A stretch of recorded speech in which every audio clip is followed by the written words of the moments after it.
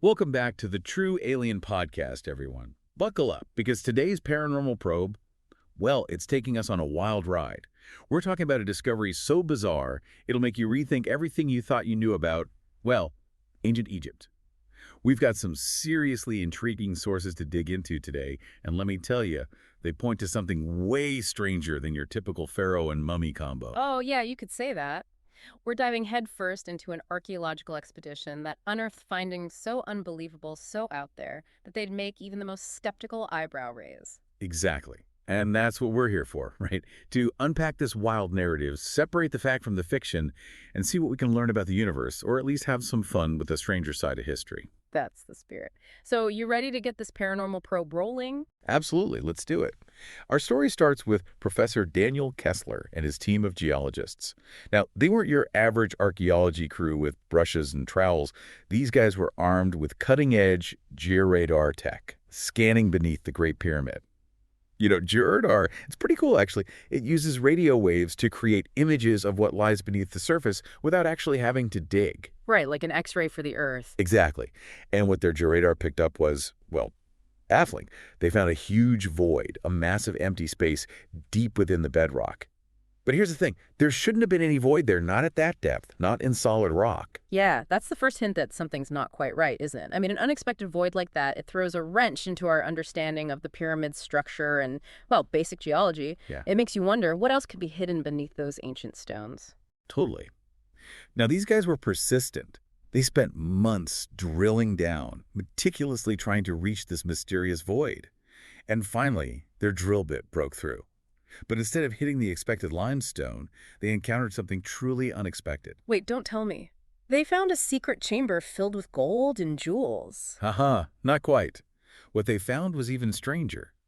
Imagine, their drill bit punctures through, and instead of rough rock, it hits something smooth. Not just smooth, but black, sleek, and undeniably artificial. Picture that for a second. You're expecting ancient stone, and you get something that looks like it was crafted in a high-tech lab. Whoa, okay, that's definitely not in any of the history books. That's a huge red flag right there. Artificial material buried deep beneath the pyramid that's screaming, we're not dealing with your typical ancient Egyptian artifacts here. You got it. This discovery throws everything into question, doesn't it? Suddenly, the workers are uneasy, whispers start circulating, and the air is thick with anticipation, mixed with a healthy dose of fear. Understandably so. I mean, imagine the feeling. You're part of this expedition expecting historical finds, and you stumble upon something so alien, so out of place, that it challenges your entire understanding of history. It's like walking into a museum expecting ancient pottery and finding a smartphone. Right. Talk about a reality check. Yeah. And things, they don't just stop there. Oh, no. Things escalate quickly, and I mean quickly. Suddenly, this deep, resonating hum begins to emanate from the borehole, like a giant machine waking up. The ground beneath their feet starts to tremble, then bam, everything plunges into darkness. The entire team is thrown into chaos, falling into this abyss that suddenly opened up beneath them. Talk about a sudden turn of events. The buildup here is fantastic. From that initial intriguing void to the unsettling discovery of the artificial material. And then, boom, darkness, chaos, the ground literally swallowing them whole. Exactly. The anticipation, the mystery, and then wham, the unknown literally grabs them and pulls them in. It's a classic setup for a thriller, and it makes you wonder, what in the world is waiting for them down there? Oh, you better believe it's waiting. So they fall, right, into this pitch black abyss. But eventually they regain consciousness, and where do they find themselves? They wake up in this enormous, brilliantly illuminated chamber, but here's the kicker. There are no torches, no lamps, no visible light source. The light is coming from the chamber walls themselves, which are covered in these intricate, constantly shifting geometric patterns, like living fractals. Fractals, like those mesmerizing, infinitely repeating patterns. Precisely. Imagine walls that glow and pulse with complex geometric designs that are constantly evolving, like a giant, living kaleidoscope. And get this, your sources explicitly state, this architecture, it's neither Egyptian nor human. Oh, wow. That's where things really start to veer into the we're not alone territory. Oh, yeah. And just to make things even more interesting, right smack dab in the center of this chamber stands a 20-foot-tall jet black obelisk. It's made of that same unknown material, smooth, seamless, without a single scratch or sign of wear and tear. Looks like it was just built yesterday, despite being buried under tons of rock for, well, who knows how long. So we've got an unexplained void, An artificial material, a chamber that lights itself up with fractal patterns, and now a pristine obelisk. This is definitely not your grandma's trip to the pyramids. It's like stepping into a sci-fi movie. You said it. And Mm. hold on tight, because this obelisk isn't just a pretty structure. This thing, it communicates. Communicates like it talks in ancient Egyptian. Nope. Even weirder, it communicates telepathically, directly into Professor Kessler's mind, and the message is chilling. Awakening protocol engaged. Okay, goosebumps. Telepathic obelisk, that's a new one. And awakening protocol. Sounds like something out of a sci-fi thriller. It does, doesn't it? And things don't just stop there. As soon as that message hits Kessler's mind, the entire chamber comes alive. The walls with those fractal patterns, they start to writhe like they're covered in metallic tentacles. The sources suggest that this entire structure, this chamber, it might be alive, or at least some kind of hyper-advanced machine far beyond anything we can comprehend. Wow, a living chamber. That's next level. So what happens next? Does it try to eat them? Not quite. Instead of getting digested, Kessler starts having visions. Vivid, detailed visions, except they're not his memories. He sees the Sahara Desert, but not the barren wasteland we know today.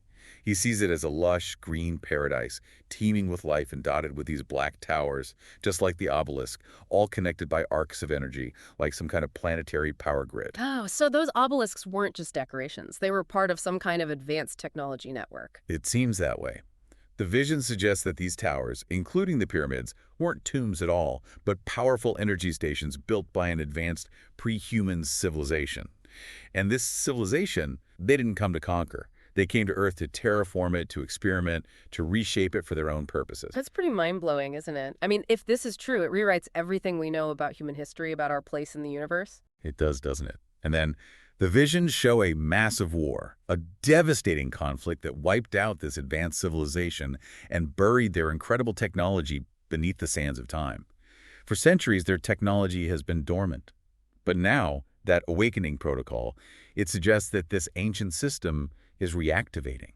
This is where things get really interesting and a little scary. I mean, what triggered this awakening? Was it the team drilling into that chamber? Did they accidentally flip a cosmic switch that's been off for millennia? It's a good question, right? And one we might not like the answer to. Because just when you think it can't get any crazier, a slit opens in the side of the obelisk, and out steps something else. Oh, I don't like the sound of this. What kind of something else? This thing is described as nearly 10 feet tall, a fusion of flesh and metal, with a featureless face except for a single glowing sigil. It moves with this unnatural grace and precision. The sources call it the Guardian, and it seems its purpose is to protect this ancient complex. Okay, a biomechanical guardian. I told you things were about to get wild. So what does this guardian do? Does it welcome them with open arms? Not exactly. The Guardian immediately reacts to their presence, trapping the entire team in an energy field. And then this deep, powerful voice booms in their minds. Foreign biologicals detected. Purge sequence initiated. The lights in the chamber dim, the obelisk glows red, and it becomes pretty clear that they're in serious trouble. A purge sequence. Yikes. That doesn't sound good at all. I mean, we're talking about an ancient, powerful being, potentially programmed to eliminate anything it deems a threat? And it doesn't waste any time. What follows is a desperate escape attempt, with the team running through corridors that seem to shift and change around them, like the whole structure is alive and trying to trap them. The Guardian is relentless, its every movement calculated, closing in on them, ready to, well, purge. Oh man, talk about a high-stakes chase scene. So how do they escape? Do they fight back? They try, but it's clear they're no match for this Guardian. It corners them, ready to strike. And then, at the last second, the obelisk pulses again. Kessler hears that voice in his head one last time. The signal has been sent. And just like that, the Guardian freezes. It crumbles into dust, and the chamber begins to seal itself shut. Wait, so the signal that stopped the purge sequence. That's what it seems like. It's as if the Guardian was remotely controlled by the obelisk. And that signal, well, it changed everything. The team manages to escape back to the surface, leaving the chamber sealed once again. But that final message, the signal has been sent, it lingers in the air, doesn't it? Oh, absolutely. It sends shivers down my spine just thinking about it. A signal sent from an ancient alien structure buried deep beneath the pyramids. Who was it sent to? What does it mean? It's the ultimate cliffhanger, isn't it? And the epilogue, it doesn't exactly offer much comfort. It describes Kessler looking up at the stars, filled with this sense of dread, this gut feeling that their discovery, their accidental intrusion, has set something massive in motion.